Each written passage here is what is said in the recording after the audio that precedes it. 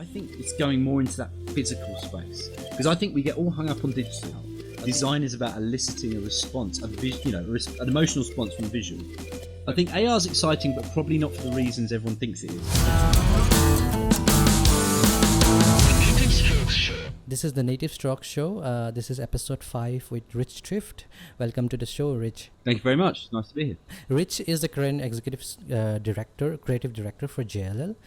He is a multidisciplined and award-winning creative director, and I'm very happy that I could have him in my show. And he has done, the first 360-degree TV promo for iOS and broadcast. And finally, he is a winner of Cannes Lion 2013. And Rich, would you like to cover up if I miss anything? Blimey. Yeah, lots of bits and bobs, lots of different things. You did my favourite one, which was the iOS piece, the 360 video. Loads of odds and ends, all kinds of stuff. But yeah, it's nice to be here, as I say. Thank you. And how did that iOS promo thing come about? That little bit of story there. That's an interesting one. Yeah, so I worked for many years, for 20 years, in television, essentially. Mm-hmm. It's kind of where I started, really, properly. And that was a really interesting case, because that was kind of the thing that made me want to leave television, in a way, because we used to have a show in the UK. I worked for a channel called Channel 5, which was the last TV station I worked for before I changed.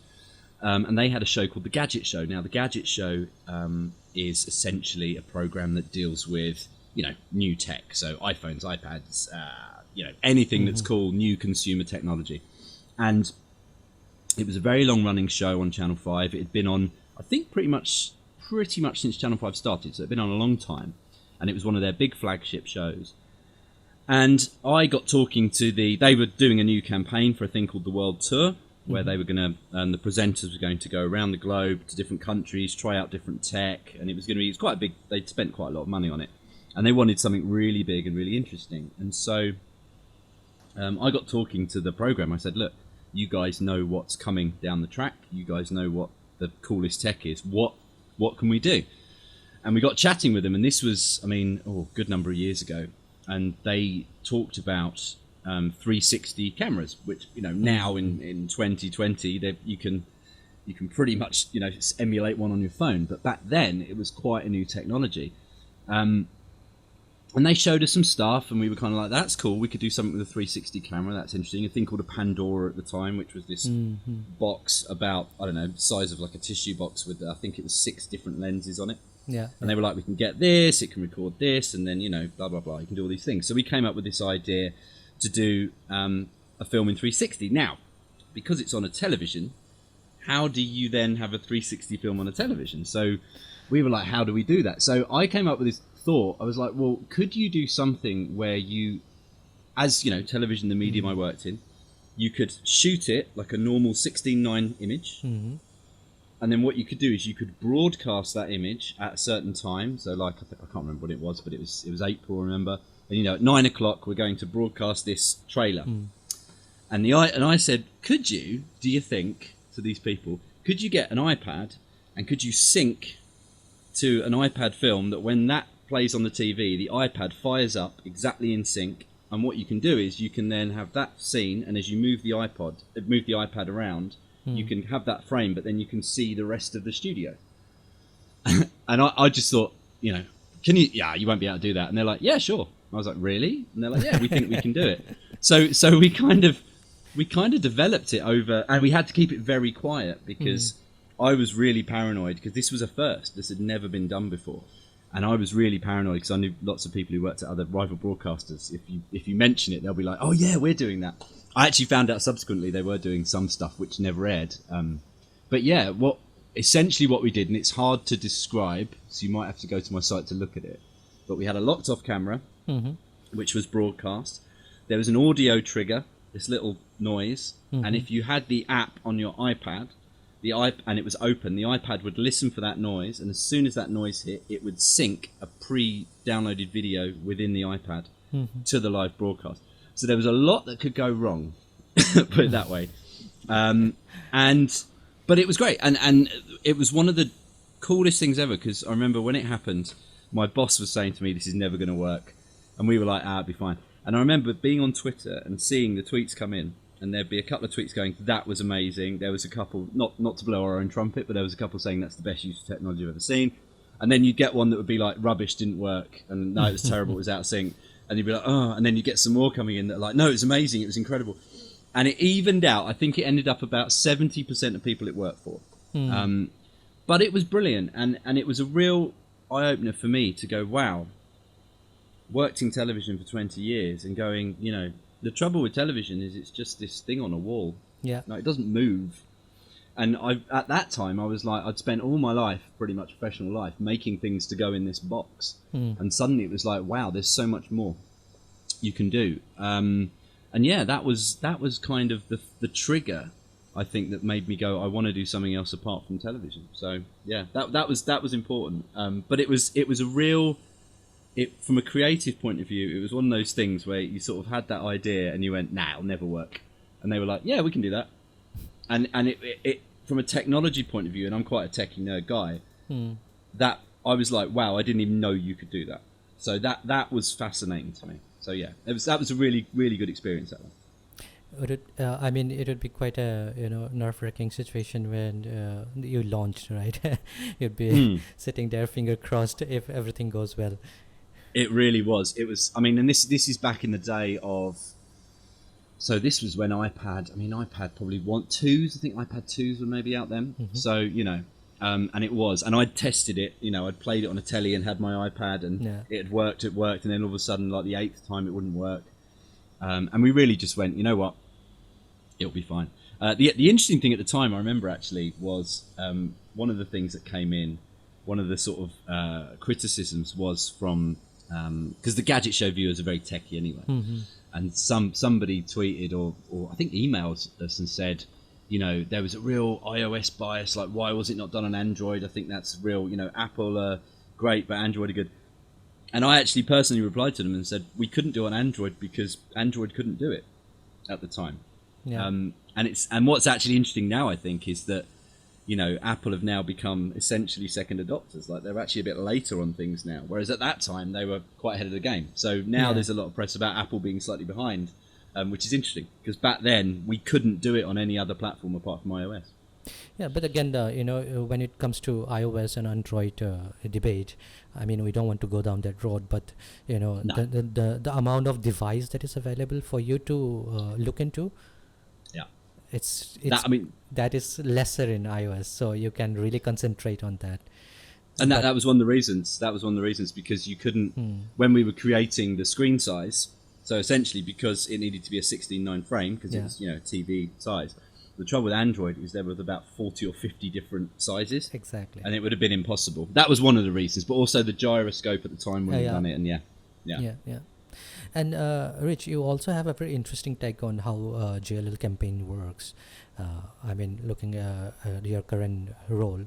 So especially the gallery, I really liked what you did for the gallery. So could you take me more on the journey on how did it evolve and, all of those stuff. So that's it. Yeah, that's actually a good segue from where I was. Yeah, so I think the thing is when I came out of telly, I was really looking. I loved it. I love, by nature. I mean, I started off as a musician and a producer, really, but by nature, I'm an editor. I edit. I used to shoot films, edit films, and that's kind of what I did for a living. But I'd also write as well, lots of different things. But my main thing was an editor, and I think when the opportunity at JLL came up, which was completely left field for me, like, it was, corporate, it was B2B, and I'd been in B2C all my life. But I was like, you know what? Again, there was the travel aspect. There was lots of things about it, and I just thought, let's do it. So I did it, went in. And yeah, I mean, the travel aspect was great because, got to go to different countries, go to India. Which was amazing as well. Yeah, it was amazing. What an incredible place. And and I mean, in our current situation, travel's difficult, but I've been very fortunate to travel, to a lot of places around the world with my job, which was one of the reasons I wanted to do it. Now, what the other great thing about the role, I think, that has been great, and I've tried to grow over the last 4 years, is this idea of just what can we do? How do we change things? So in the way that the Gadget Show iOS thing really opened my eyes to, you can do things for a first time, but also what else is there? There's so much technology. Whether it's AR, which in the gallery piece we've been leaning quite heavily on, and I mean that's actually something I'm actually doing today, learning about how to make that work, and it's actually incredibly simple. Well, not incredibly simple. You need to know what you're doing, but it's frighteningly easy to be able to do that. And I've always liked that idea of being able to learn. Yeah. It's my biggest thing. I'm 43 now, and some people get to 43, I guess, or a lot of people do quite rightly, and just go, right, I'm doing my thing. But I get bored so easily. So wanting to learn things, and the gallery piece is kind of a combination of all of that. So it was what technologies out there we can do something interesting with. What can I learn? What can I learn how to do? How can we engage people in different ways? And I think that's the thing. I think one of the things which I say in the gallery piece is, I think what marketeers generally I think, and this isn't just within real estate or TV, people sort of go like, the internet, digital's everything. We need content. And it's like, content is not just, whether it's on TikTok or whether you're, shooting yourself, or whether it's, so own brand content. So, hi, I'm the influencer, etc. You need to have something interesting and something physical and tangible. And what I really got into, and this is, as I say, from the iOS piece, I got bored of things being just on a television and just being static. And I wanted to do something tangible and physical. Like my grandfather was a carpenter. And I used to love it when I was a kid. I used to make things out of wood, little rubbish things. But I think if I was doing anything else, I'd be a carpenter, because I like physically making things. And that's where the gallery came about. It was like, what can we do? So I started making these bike head pieces that are like these little kind of trophy things that I'd seen online, and I was like, I quite fancy doing that. So that, dumped into eBay, got some old bits and made those. And then started to get into a thing called Scribbit, which is a wonderful little drawing robot, which is, still, it's getting there. It's not great, but we had some fun with that. And then, the AR piece got into augmented reality, obviously, which is a big thing at the moment, especially going back to what we were saying about Apple. They're pushing that at the moment. And just, sort of learning new ways to create things, but also thinking about engagement, because that's the important thing, especially, doing what I do for a job. You have to think what will break through noise. And actually, I mean, the irony, unfortunately, this year with the gallery was that we were primed and ready to take it to, we do a thing at MIPIM in Cannes every year, which is our big event in Europe. And we have this gallery, and every year I have this job, joy is one of my favourite things, to fit it out and do new stuff. Unfortunately, this year it was in March, so it got cancelled, unfortunately.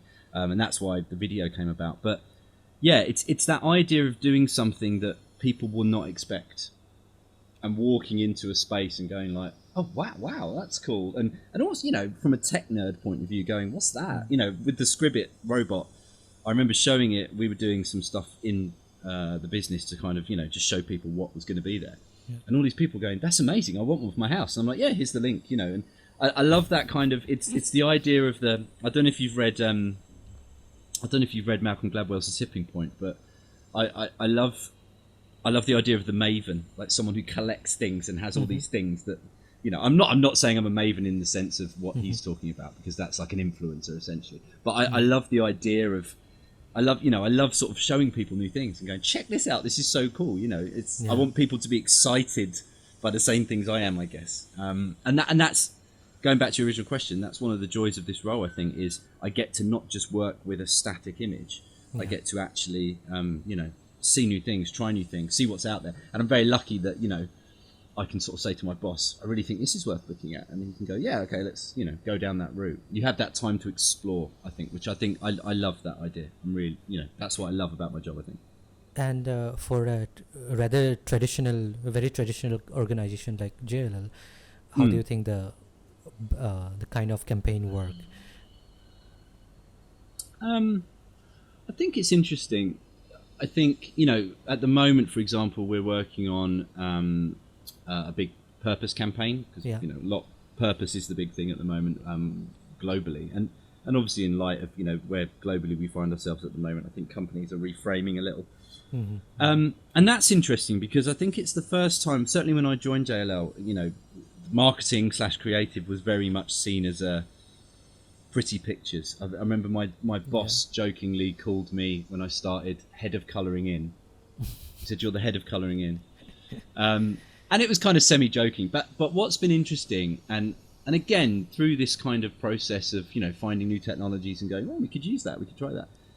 I found that, the business, which is a very conservative business, the brokers, should we say, that end of it, some of them started going, oh, I like that. That's really cool. Can we use that for this? And I'd be like, yeah, and we started to slowly change things.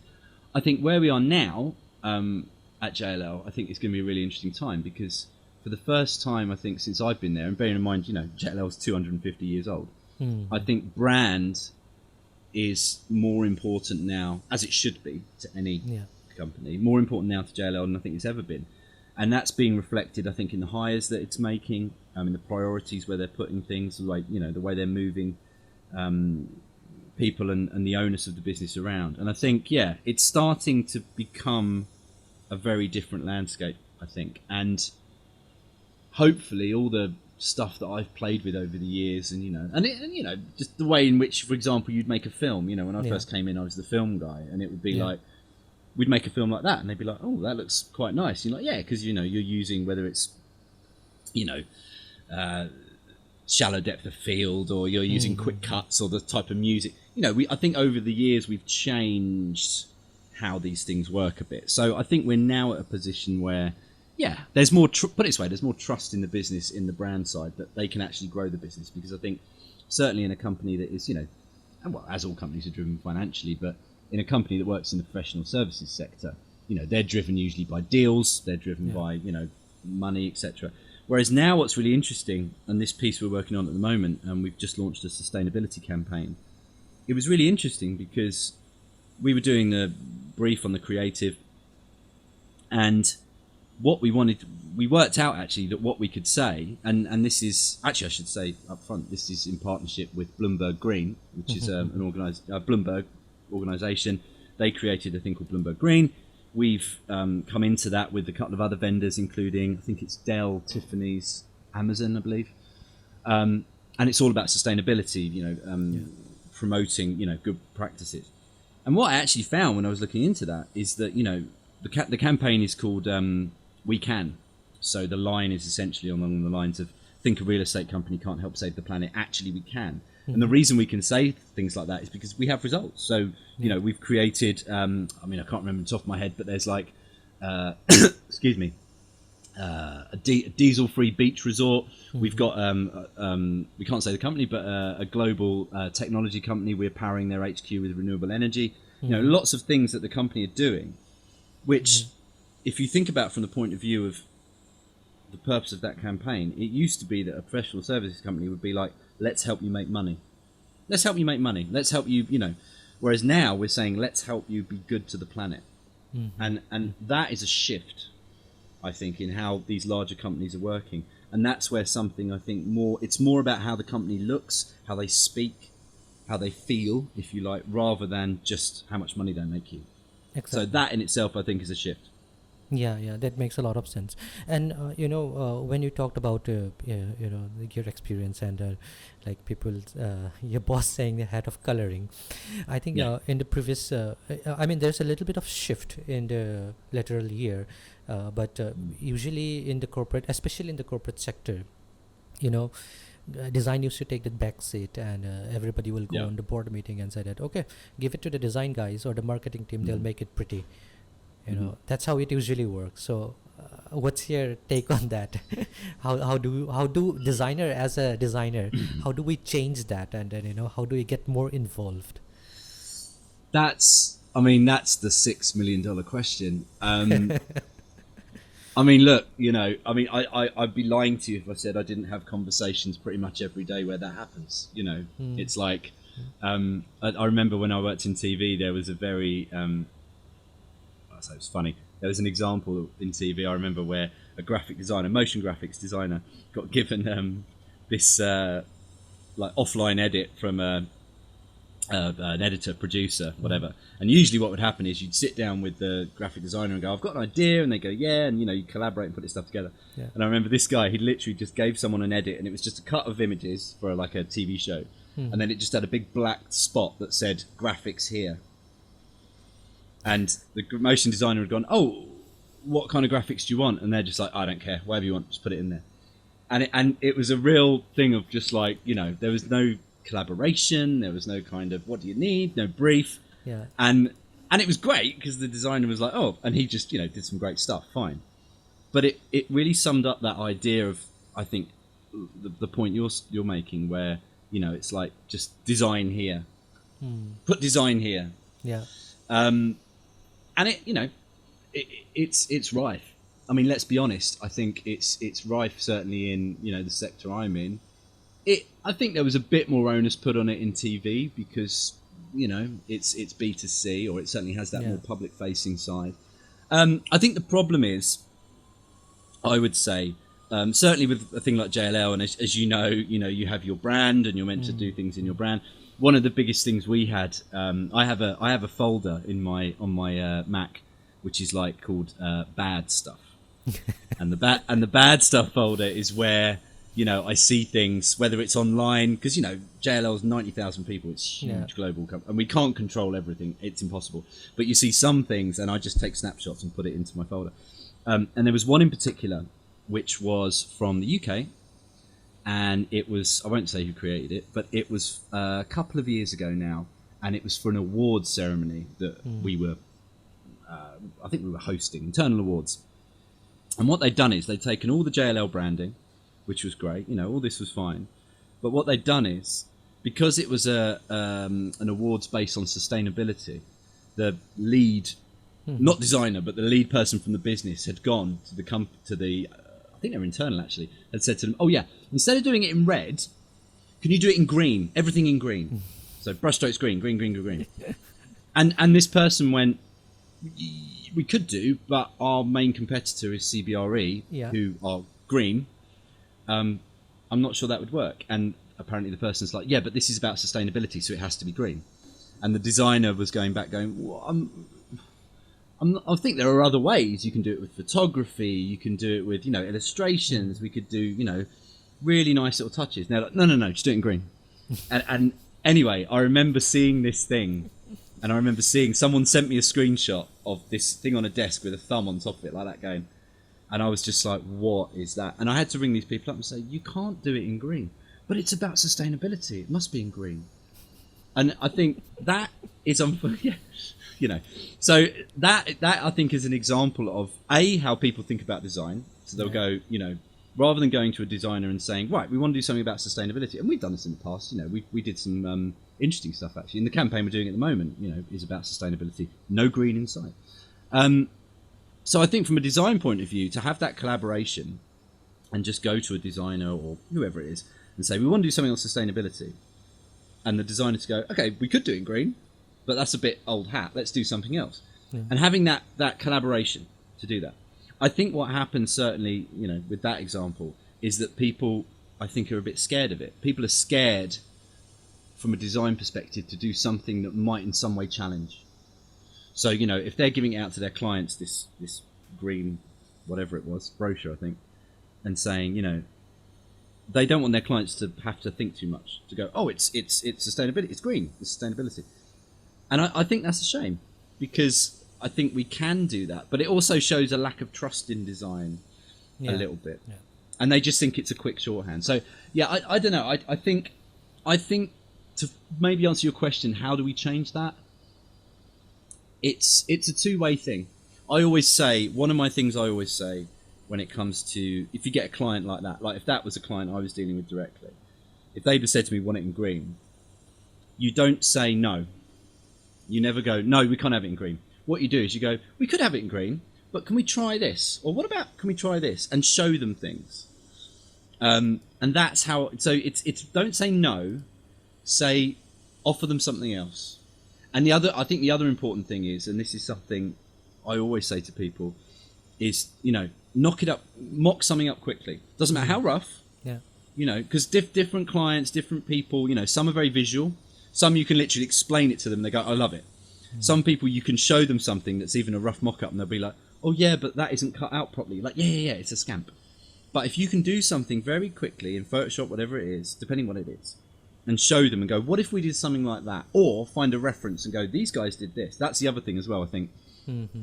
One of the things, certainly in a larger space, is, say, I mean, not green, but say CBRE had done something similar.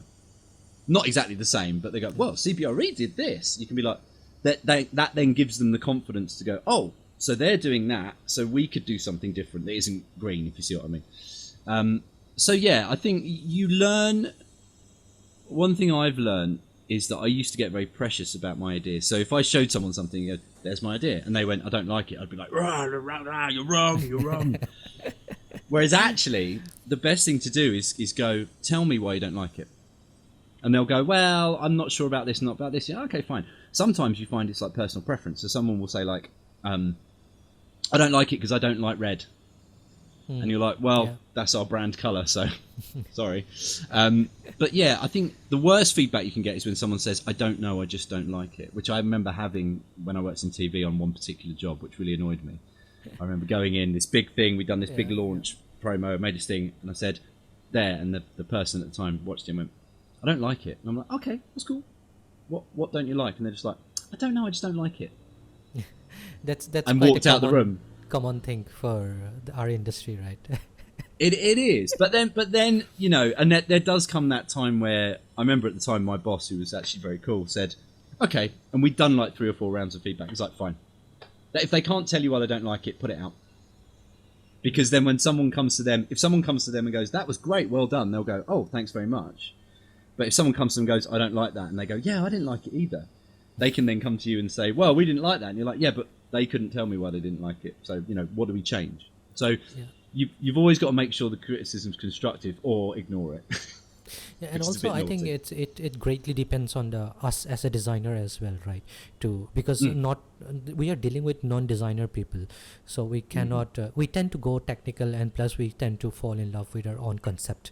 So we need to understand that. Plus, but when somebody said that, I don't know why I don't like it, but I can't tell you why I don't like it, then that's where the problem is. But in fact, it can be. It's very much, I think it's very much, as I say, the thing that I've really learned, and I actually remember my previous boss at JLL who's moved on, I remember him saying to me that one thing he always thought was quite good was that I would never be too married to an idea. Like, he'd say, well, or we'd be in a meeting and I'd be like, oh, maybe you could do this, like just top of my head stuff. And he'd be like, nah, it's a really bad idea. And I'd be like, okay. And I do think, and this is actually a really interesting point, to sort of elaborate on what you just said. There is a line between being a designer, should we say, and being an artist. So, and this is something I've also learned. I feel that I think is really important. And this when we were doing the gallery, this was a really important thing because we were designing things. We were designing artworks, and I was doing some stuff in my photography and collaging. And I remember saying to my colleague at the time, who I was doing it with, I was like, Erica, I was saying, what's the difference between what we're doing and an artist? Because we're I was saying we're not artists. Like, I'm not an artist. But what we're doing is we are creating, quote unquote artworks. What is that difference? And I think what it comes down to, and this is where I think you're saying about designers, we speak in a certain way, we talk in a certain way. First thing, you need to remember not everyone's a designer. And that's good, because that's why you are good and different at what you do, because you provide something that other people can't do. That's first thing. But also I think it's that thing where you have things that you do for yourself. So whether that's film, whether that's, calligraphy, which I know you're really into, that kind of piece. That's the stuff that it might encroach into your work, absolutely, if it does amazing. But that's the stuff you do for yourself. What I think you have to remember as a professional designer is that you are working for a client. And there, there's those two types of creativity. There's free, what I call free creativity, which is like where, you can off the top of your head say, I want to make a short film about tomatoes and I'm going to do this, and you do that, blah, blah, blah. Self-driven. That's never really been my thing. Like I'm a creative director. I'm obviously creative by nature, but I have always worked better to a brief. Like if you say to me, I need something to do this, this, and this, I'm like, great, go. If you said to me, come up with whatever you want and do anything you want, I can do, but I find that harder. I need rules. I need constraints. I need someone to go, you need to make something that does this, this, and this.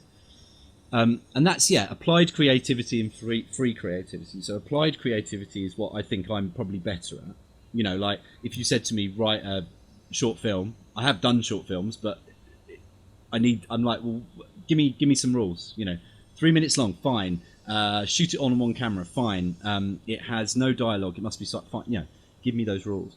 And I think that's the important thing. What you need to realize is that if you're at work and you show someone something and they go like, I don't like it. No, that's rubbish. What you then need to do is go, you know what? That person is paying me, or that person, I'm working for this person. Hopefully they're not rude. I mean, if anyone's rude, that's just, But if someone does shoot down your idea, you have to take that. But it's how you deal with that. There's two ways I think you can do that. There's the first way, which is the knee-jerk reaction to adapt it. So like, I don't like this kind of stripe thing. Well, okay, but what if we move the stripes down a bit? No, I don't like the stripe thing. All right, what if we made the stripes go the other way? No, I don't like the stripe thing. If they're not going to get it, just trash it. And just go, okay, fine. The best way to do it, I think, is what I call, before you give someone a concept, and this isn't just design, I think it's more to do with a whole 360 look at it. But I'm a big fan of the word elegance. And when I say elegance, I mean when something is elegant, it ticks every box. It works. And what I always say to people, like, if we're talking about pitching, is when you pitch something, always go into the pitch knowing what people are not going to like. So, if you've done something with stripes and you walk in and, there's a lot of stripes, people might think it's a bit stripy, So you need to be able to go, okay, I know there's a lot of stripes there, but actually the stripes are important because we're doing a thing about, tigers or zebras, and that's why the stripe. Oh, okay, fine. But always be the worst critic of your own work. Because when you go in, and if someone goes, oh, I noticed that, you know that, and you can go, yeah, but I put that there because of this. Have that, be able to argue that point. If they still don't like it, they still don't like it, because, we work in a subjective industry. People, might not like green or red, or as we said. But I think, don't be too precious. Be precious about your own things. Be precious about, the music you write. That's not for work. Be precious about that. Just put your, you have to have passion for what you do, because you don't want to be a robot. But at the same time, you need to kind of take that deep breath. And I found I've learned that, because I used to be very, if someone didn't like it, I'd be like, storm out the room, you're wrong. I might still do that inside, but that is the biggest thing. I think you just need to be able to take that deep breath and go, okay, this is applied creativity. And to have that free creativity out there, I think is important. Because at the end of the day, we're not commissioned to do the work like an artist. We are part of the process which already have a purpose. So for us, it's more like adapting, like you've mentioned, adapting to each and every situation, because each project required that. It's true. I think obviously as you progress in your career and, like being a creative director, you can then influence that. So then you obviously within the business, and there's been certain times in JLL where, someone in the business might have come back and said, oh, I really don't like this thing. And then, someone else might have said, I really like that. And at that point, you're in the middle and you have to go, well, you know what? I think we go with that because of this, and this. And by the same token, certainly what I find I do a lot of my time is you have to sort of say, you see something, you go, I don't like that, or that doesn't work, or that's off brand, or that's, something like that. Or in the worst cases, sometimes, you see something I see I really like. I'll be like, I love that, but it's off brand. So you're like, how do we do that? So you do, when you get that responsibility to make those decisions, and going back to your earlier question, when you get, you start as a designer or, whatever you're doing, a creative, when you get up to should we say a more senior position, you then have that opportunity to spotlight those in your team and say, I love what this person's doing. We should, this person did this thing for, say, Spain. I love what they've done. We should do this globally. So you have that, and that's one of the things I love about my job with the team that are not necessarily my direct team, but the people that I see and the work that I see, is I'm able to sort of see really great stuff and go, we should do more of that. Let's give that job to this person because they're doing something really interesting, and you get that. I get a lot of satisfaction out of that. I love being able to take, certainly because my background was more freelance, so I love the idea of having an internal team. I love agencies. Don't get me wrong. We all need agencies, but I love when we do a campaign that is driven just by like 3 or 4 people, and we can turn around and say, that could have cost you at agency level, I don't know, 200 grand. We did it in house for nothing, and I love that kind of A-team sort of style of doing stuff. I think that's fine. So yeah, so that piece about being able to spotlight stuff and choose things, I think that's one of the things I love about doing what I do, is you can actually kind of go, I like that, let's do more of that, or let's make that global, or let's use that here. That's where you can really start to get, like you're saying about the individuals, if it's something like you're doing in your spare time, like for example, to use an example, one of the guys in EMEA is a really great photographer. He's a designer, but I noticed he had these amazing photos. Where'd you get those from? He's like, I took them. I was like, wow. So when we were doing some photography for the business, he's based in Spain, I said, hey, take 2 days, go out in Madrid, go out in Barcelona, go take some pictures. Let's put them into the brand hub. And that's what we did. So there's that fine line between, what you love doing and what you do for work. There are times when they cross, and that's amazing. Like you say, if you're a designer and someone, or, you're an artist and someone approaches you and says, I love what you do, can we use that for our... That's great. That's amazing. And that's, I'm sure what every, not every artist, but someone who, enjoys doing something you love for work. Amazing. But yeah, I'm kind of on the other side of that, I guess, in that I get to be able to find those things, and certainly I've worked with photographers in the past, a couple of artists where you're like, I love your work. Can we do something with that? And then you begin a collaboration and that becomes something else. So that's where it can all start to evolve and move. And yeah, that's what keeps it interesting, I think. Yeah, exactly. And I think the kind of work that you mentioned, where a designer has good sets of other skills, the firm also, not necessarily JL, should leverage more on that. I think that he or she will have a complete different perspective on what their job is, and then they'll really enjoy what they're doing at the end of the day. Agreed. Yeah, I agree. I think it is interesting that you say about designers are multidisciplined. I think when I certainly started my career, running 25 years ago nearly, it was really interesting because you were a photographer, you were an editor, you were a director, you were a designer. And I remember, like, from my experience, it was always really strange because I started off as I was sort of a director and then a producer in TV and all kinds of boring stuff. And then when it came to editing, what would typically happen as a promo producer, which was my job, you would go through a program or a film and you go, right, I want that bit. And then you would go to an edit suite, big edit suite, sit with an editor and go, right, I want that bit there. And the editor would do it. I got really bored of that because I'm like, I wanted to learn. So I learned how to edit. And I used to go, when I was back at the BBC, this is many years ago, I'd go to the facilities place and say, actually, can I have an edit suite without an editor? And they were like, what do you mean? I was like, well, I want to do it. And they were like, oh, I'm not sure we can do that. And I was like, oh, okay. And anyway, I remember we did. And I'd just go in there and do it myself. And I really loved it. And people were sort of doing, why are you doing that? Why don't you just get someone else to do it? And like sit there and drink coffee and, smoke cigarettes at the time. And I was like, because I want to learn how to do it. And like you say now, I think that's the norm, if you even look at Adobe CC, if you have one license, varying which one it is, you can have, InDesign, Illustrator, Photoshop, which is your designer piece. But then you've got After Effects, you've got Premiere, you've got Audition, if you want to be a sound engineer.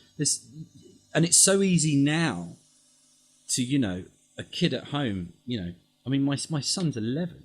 And, he has access to all these things. He could sit there on my laptop and he could teach himself. Even within CC now, they have tutorials. They show you how to do it. You can learn so much. I still think there's an element of just because you have Photoshop doesn't mean you're Photoshop operator. You need to learn your craft, and certainly now with the I think one of the scariest things is photography. So I love my photography. I've always loved photography, and there's a whole piece now about the democratization of that. So I can't remember what the statistic is, but it's there are more photos taken every day now than there has been in the history of the world, if that makes sense. So they're exponential. So more photographs are taken every single day than there ever has been, if that makes sense.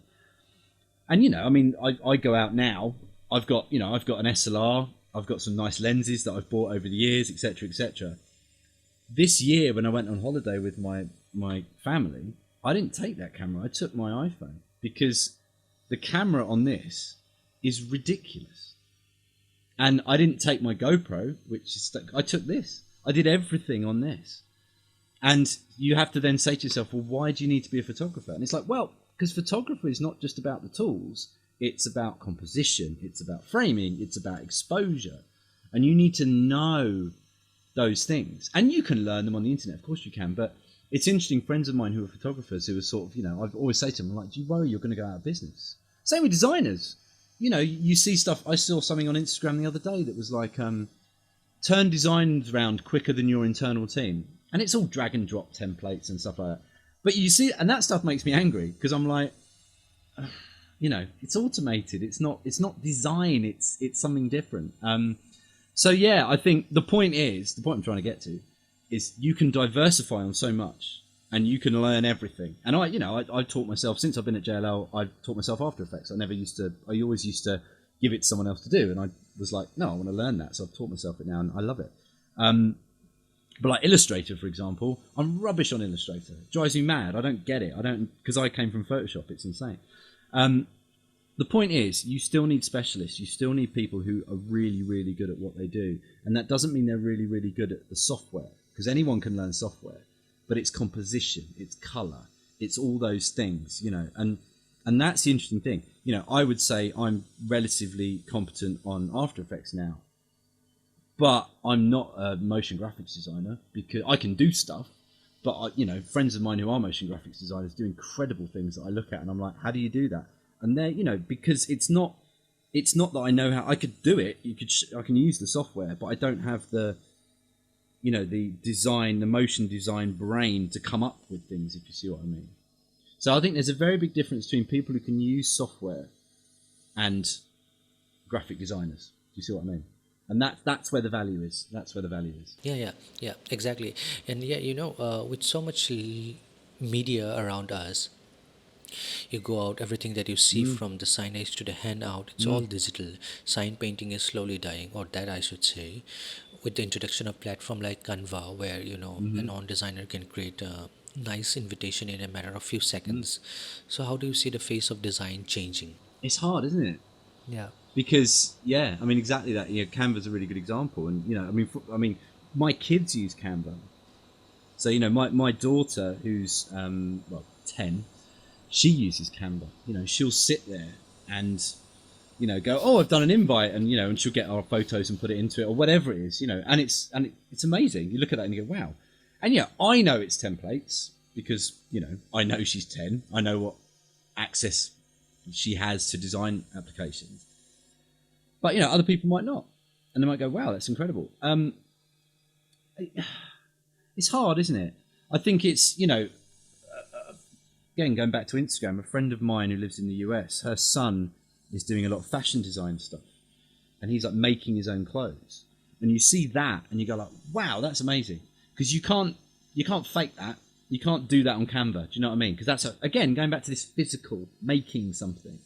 That's really interesting, and that's something where you can't fake that, and I think that's where maybe more value will come. I think it's like you say, you could do a beautifully hand-drawn piece, like something beautiful piece of calligraphy. But someone could look at that and go, it's a font. Do you know what I mean? And it's like, well, because you can get those fonts. And that's where it gets really difficult. I think that's where it gets really complicated. I mean, where will that go? I don't know. It's scary. It's really scary. Because you like to think that people have, it's like photographer and filmmaking. It used to be that to go out and do a shoot on something, you'd have the crew, the cameraman, the sound guy, now people are going, well, I could pay £20,000, or I could literally pay £500 for this guy who's in his bedroom, who's got like an SLR and mic and, can do everything himself. Grade it, shoot it, mix it, blah, blah, blah, everything. And that's quite scary. That is scary. And I think it will, it puts less value on it. And I think, if you want to be say you want to be a camera or a videographer, as they're known these days, it's a hard business. I mean, it's tricky because the competition's incredible.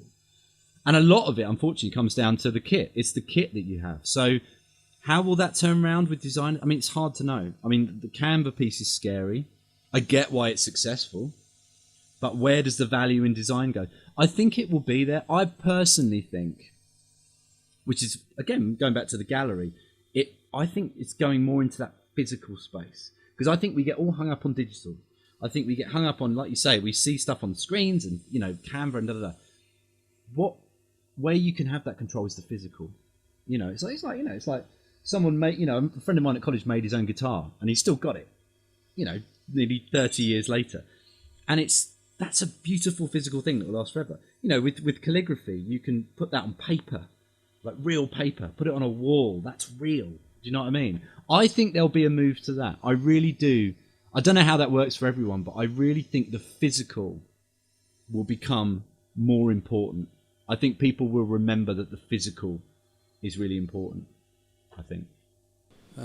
And I don't know whether you know Dominic Fuller. She's the founder of Typism Global Community. I have her on the 3rd episode. She was the first to use the term tactile typography. We were casually talking before the show, and she said graphic designing is good and all of the communication piece that we are doing are really good, but what people really need is something to touch, because she said that we remember things by the smell and the feel. Just bringing that up as it goes along with the line, goes in line with our discussion. Well, that's really interesting. I mean, even actually, I mean, talking about, I can talk about it, I guess. We're working on a campaign for one of our businesses within JLL, which is, a design business, if you like. And it's about, fit out interior design. And one of the ideas we're working on at the moment is this concept of, we're working on it, but the concept is design you can feel. And when we say feel, we mean feel. Because, tactile, like you're saying, physical, because, if you're designing fit out of an office or a shop or whatever that is, you want people to walk in there, and the people who work there, you want them, the space should somehow lift them, give them something, make them feel, whether it's warm, cozy, energized, invigorated. Design visually makes you feel something. Every bit of design, whether it's Canva or the typography you're talking about, which sounds fascinating. But also the feel, the tactile. If you're in an office and you have like a living wall, or the seats are made of like velvet, it's that tactile nature. So feel is a really interesting piece, and we've been exploring this on this brief we're working on. And this idea of design you can feel, this concept of how something emotionally makes you feel. Do those Canva pieces make you feel something? Maybe, because they've got photography in, if it's your kids or whatever, you're focusing on that aspect. But when you see, and this is becoming less and less maybe the case, but, when you see a piece of art that, makes you feel something, whether that's a portrait, me in photography, you see an amazing, portrait. It's not even necessarily, it could be not how it's shot, not how it's coloured, not how it's graded, but the subject, the look on their face, which is almost nothing to do, and could be nothing to do with the photographer. Could just be a reportage shot. That makes you feel something. And so what you're talking about is really interesting. And I think whether it's physical objects or, like you're saying, tactile objects, there will be, I think, this move back to what humans feel. You can look at computer games. I game. So you look at something like Last of Us 2, for example, which I just completed. And it's, it's essentially a movie you can play. But computer games have an emotional aspect now. You play something like Last Guardian with this giant dog thing that follows you around. you get to the end of the game and you're like, it's like E.T. You have a bond with this thing. You know, that emotional side, which, you know, and obviously as games become more cinematic, that comes in. But that emotional side, it will come back, I think, in what we're talking about. I think it has to, because I think that's what design is ultimately about. Design is about eliciting a response, an emotional response from a visual. Whether that's, you know, if it's like a horror thing, you know, am I scared? Am I elated? You know, is it like does that look exciting? Is that balanced? Is it pleasing? You know, there are algorithms for these things. Like you say, Canva can have algorithms to go, good design is this, and it does this and does this. That's fine. But can an algorithm, you know, it will go so far, but that human touch, I mean, you know, think about JLL with a brushstroke. That human touch, it will come back. It might take a while. We might all be like, you know, it could be World War III could have happened and we'll all be like, you know, in rags sitting on the side of the road. But I don't know. It could be quite heavy. But it will happen, because I think that's that human element of design, no matter what it is, has to be there for it to work. Yeah, exactly. And you know, even though we're not talking too much about it, it shows that people are longing for that. Look at the many control surface device that we have. The keyboard and the mouse just don't suffice anymore, I guess. Well, look at the iPad. I mean, you know, I've got an iPad Pro with the pencil, and you know, which is great. I personally don't use it. I'm not an illustrator, but you know, look at Apple's campaign. I mean, you know, they promote, you know, art being done on the iPad, like proper artists. You know, David Hockney, you know, did a load of stuff on his iPad very early on. David Hockney did a lot of stuff on the iPad.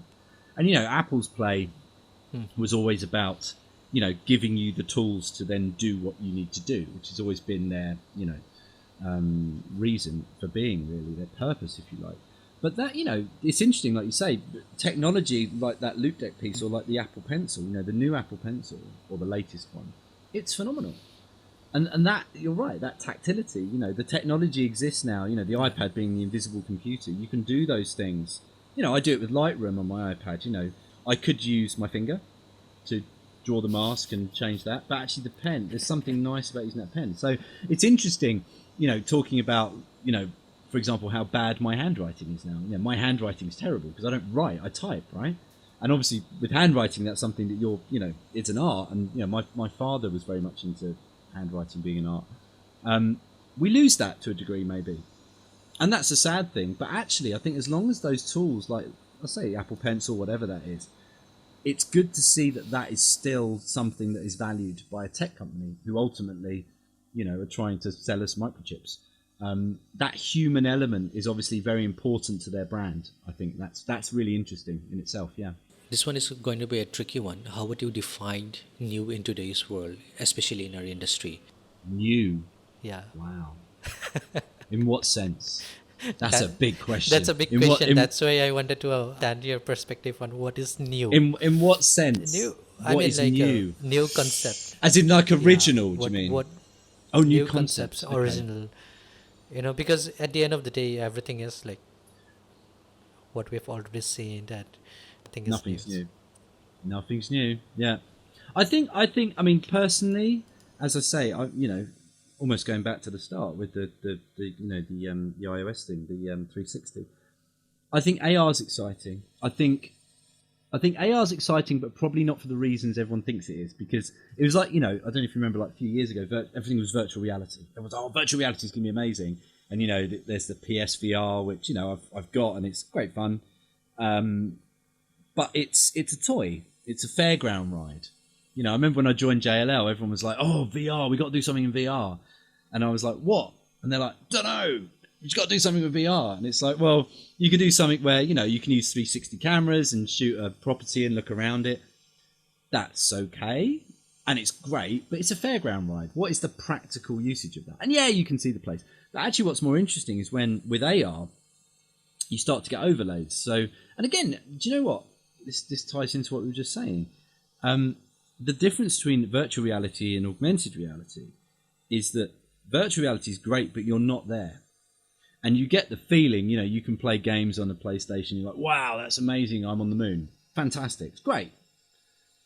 But what's cooler is actually being somewhere and then having that place augmented reality. So, certain things you see, and you can do it with, whether it's Pokemon Go or the Minecraft one, or, there's a wonderful, my favorite thing I've seen in the last couple of weeks is there's a new Mario Kart thing coming out. I don't know if you've seen that. So what they've done is, Mario Kart on the Switch, right? So you're playing Mario Kart on your Nintendo, and it's a great trailer. And what it is, they've got a car, like a little go-kart, about that big, I think, little Mario Kart with a camera on it, on the top. And what you do is you race this, you get this thing out the box, you put the game card in the Switch, and you race this thing around your house. And what it does is, the camera, like obviously you see the camera of the car on your Switch, and it augmented reality puts the Mario Kart track in your house. So you're like racing this car around on your Switch, like in your living room under your sofa, and it puts the track in, and you've got other racers doing it. And that is where augmented reality is just, that's really interesting. And the thing about augmented reality, I think, is it's incredibly creative. Because you can think, it's like, what do I need to add into my world? Or how can I make this more interesting? Using the phone as a lens, holding it up, doing whatever.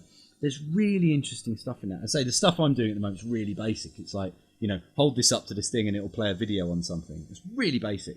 But the stuff I have seen coming out of that, almost back to what we were saying about, when I asked that question on the 360 piece, it was like, can we do that? And they were like, yeah, sure.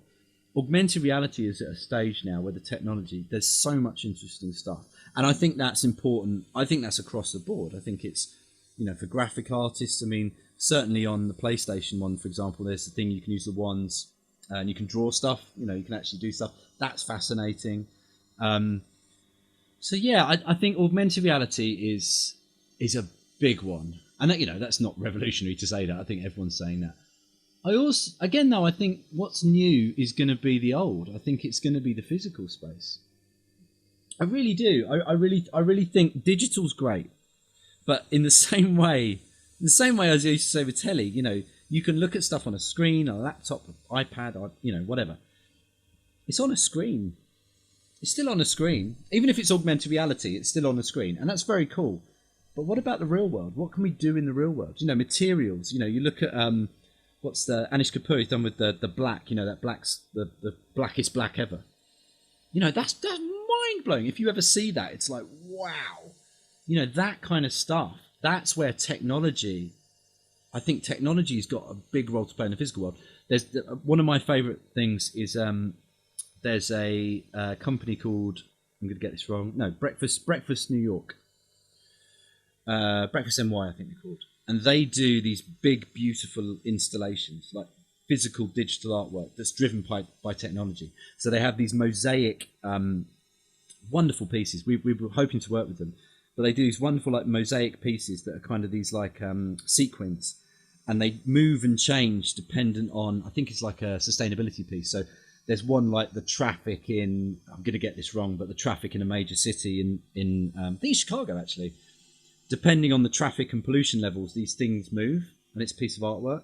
And that blows my mind because it's technology, but it's art, and it's the intricacy of it is amazing. And that's where I think, that's the place I think we're going to see more stuff. I really think the physical world and what we can do with it, with all the technology we have before and all the stuff that's coming down the line, that's ultimately where we're going to go, because screens can only do so much. Exactly. I agree to that, yeah. And do you think that the word creative has been butchered? Yes, massively. Yeah, hugely. I have this discussion at work a lot, actually. Some people will go, oh, we want to put some creative into this. It's like, no. You don't want to put creative into it. You want to put marketing into it. Because if you're doing something that's off a template, that's marketing. Creative is when you add something to it, whether that be copy, it could be anything. It could be words, could be design, could be video, whatever that is. I think I always used to say, and this is awful, but I always used to say, what used to frustrate me way back in the day is you'd sit there, you'd come up with an idea or, whatever it was for, and you'd sit and you'd go through someone, and there'd be someone who would go, who worked in whatever it was, not in creative or marketing, go, oh, I've always thought I'm quite creative. Look, why don't we do this and this and this? And I always used to say, which is a bit arrogant, but I always used to say, well, I didn't used to say this, but I always used to think, you might be creative, but I get paid for being creative. It's in my job title. Like, I get paid for it. It's my profession. In the same way that, you know, and again, I say this at work, I got frustrated a few months ago because someone said, oh, we need a video made. We haven't got any budget. So one of the guys in the business is going to make it on iMovie. And this was to be a, you know, external facing piece. And my response was like, well, okay, so next time you get a deal that needs doing, like brokering, come to me. I've done some brokering. It's not my job, but I'll do that. Because I just got offended by it. I'm like, A, by doing that, you are, you know, saying that what I do has no value because you can just do it on your laptop. And I took massive offence to that. And I said, look, you know, I think actually, yes, everyone, again, the democratization, everyone can do that. Everyone's got iMovie or a video. Everyone knows how to shoot video, edit video, you know, grade video, Instagram filters, whatever. You know, it's becoming wider. But at the moment, this is my job. You know, I'm a creator. I've worked very hard. I've done lots of different things. I've learned lots of lessons. You know, that's my job. And I think that's the piece. I think creative has become democratized and everyone's a bit creative now. And everyone's given license to be creative. I mean, you know, look at the tools on Instagram. You know, those tools weren't on the fastest laptop 10 years ago, you know, easily. Everyone can say they're creative. And I think it's harder to be a professional creative now, certainly. And, you know, when I see people, like people I've worked with who are, you know, videographers who are, you know, in their early 20s, you think, that's hard. It's going to be hard. It's going to be hard to do that for a living now. So yeah, it's scary, but I think it's all about learning. If you want to be a professional creative, it's learning where best to put your efforts. You know, always learn, but know where to specialize, or maybe you don't specialize. Maybe you do everything. I don't know. It's a hard time, but yeah, I think it's difficult to be a professional creative now because creativity is democratized now. Exactly. And you know, when everybody started working from home earlier this year, in the back of my head, I said that you know, welcome to our world. You know, Yeah. All of us used to be like that before. Even before the pandemic as well, because we work in our own little corner without much interaction. That's really interesting. That's really interesting because people have said to me, you know, how have you found the pandemic? And you know, aside from, you know, the obvious stuff, the actual working I've loved because I sit in my corner, do my thing, plug into what I'm doing, you know, whatever it is. And yeah, you're absolutely right. It's not been so bad for me because, you know, I mean, well, people do it in different ways. Personally, my form of creativity has always been very insular. You know, I love working with people, but a lot of when my stuff, I'm very like, this is what I'm doing, so I focus in. So the social aspects never bothered me of lockdown. But yeah, you're right. You're absolutely right. Yeah, it's interesting, isn't it? Yeah.